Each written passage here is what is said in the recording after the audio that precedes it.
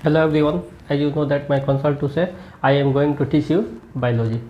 Friends, today I am going to teach you biology. आज हम लोग बायोलॉजी का स्टडी करने जा रहे हैं, पढ़ने जा रहे हैं। तो बायोलॉजी में हमारा बहुत ही इम्पोर्टेंट क्वेश्चन होगा जो विशेष रूप से +2 के लिए है, लेकिन कभी कभी मैट्रिक एग्जाम्स में भी इसको पूछ देता है। तो देखते हैं एमपीटी के बारे में हम लोग देखेंगे। स्टडी ऑफ एमपीटी क्या है, ठीक है।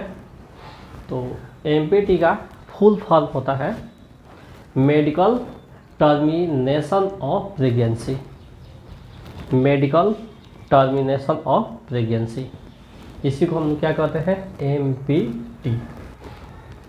तो इसका फुल फॉर्म में हो गया, तो इसको हम लोग देखेंगे। एमपीटी को यानी मेडिकल टर्मिनेशन ऑफ प्रेगनेंसी को एबॉर्शन भी कहा जाता है।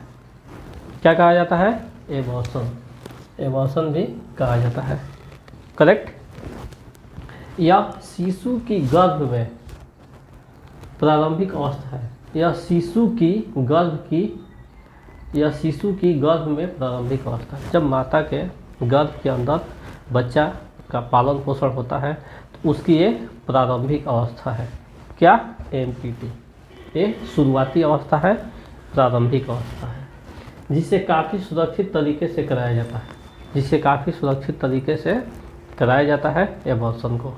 जैसे आप सुने होंगे कि मेडिकल में हम जाते हैं तो डॉक्टर लोग बोलते हैं, जब हॉस्पिटल में जाते हैं मेडिकल वाले राय देते हैं कि इसको एमपीटी करा दीजिए, तो डॉक्टर के पास जाते हैं तो डॉक्टर बोलते हैं कि इसको एमपीटी करना पड़ेगा,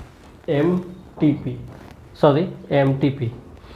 तो हम कंफ्यूज हो जाते हैं, एमटीपी ये कौन सा डिजीज है। तो इस कंफ्यूजन को दूर करने के लिए आज मेरा क्लास है कि आप घर बैठे इस कंफ्यूजन को दूर करके आप इसको अंडरस्टैंडिंग कर सकते हैं, समझ सकते हैं। तो एक सुरक्षित तरीके से कराया जाता है। 12 सप्ताह यानी 120 दिन अर्थात 3 माह तक एमपीटी सुरक्षित तरीके से संभव हो सकता है। इसका टाइमिंग है 3 मंथ्स। 12 सप्ताह यानी 120 दिन 120 डेज में सुरक्षित तरीके से एबॉर्शन को कराया जा सकता है।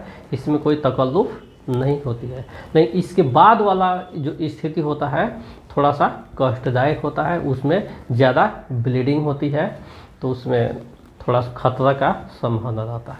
तो हम देखेंगे, क्योंकि इस समय गर्भ में शिशु प्लासेंटा द्वारा माता के गर्भाशय में मजबूती से चिपक जाता है। यानी 3 महीना के बाद से क्या होता है, जो शिशु होता है प्लासेंटा दैट इज अपरा के द्वारा माता के गर्भ से मजबूती से चिपक जाता है।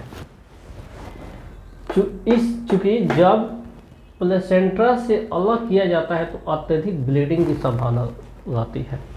जब प्लेसेंटा से उसको अलग किया जाता है तो ज़्यादा ब्लड बहने की, ज़्यादा रक्तस्राव की, ब्लीडिंग की संभावना रहती है। तो इससे बचने के लिए हम लोग 3 महीना के पहले ही इस क्रिया को आसानी के साथ करा सकते हैं। तो इस प्रकार से एमटीपी का स्टडी हम लोग देख लिए। अब इसके महत्व को देखेंगे कि एमटीपी का महत्व क्या है। तो एमटीपी का महत्व है, इससे अनचाहे गर्भ को रोका जा सकता है। इससे अनचाहे प्रेगनेंसी को हम लोग क्या कर सकते हैं, रोक सकते हैं कि चाहिए बच्चा कि नहीं चाहिए। अगला है, इस तकनीक द्वारा असामान्य शिशु को एबॉर्शन के द्वारा बाहर निकाला जा सकता है।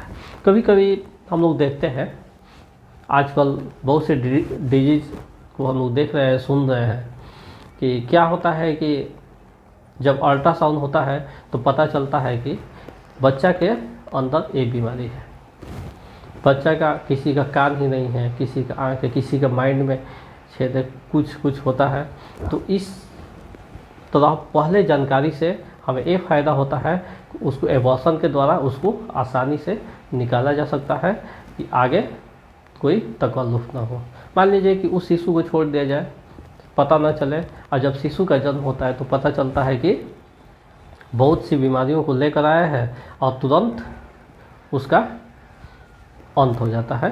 तो इससे बचने के लिए MPT एक कारगर उपाय है।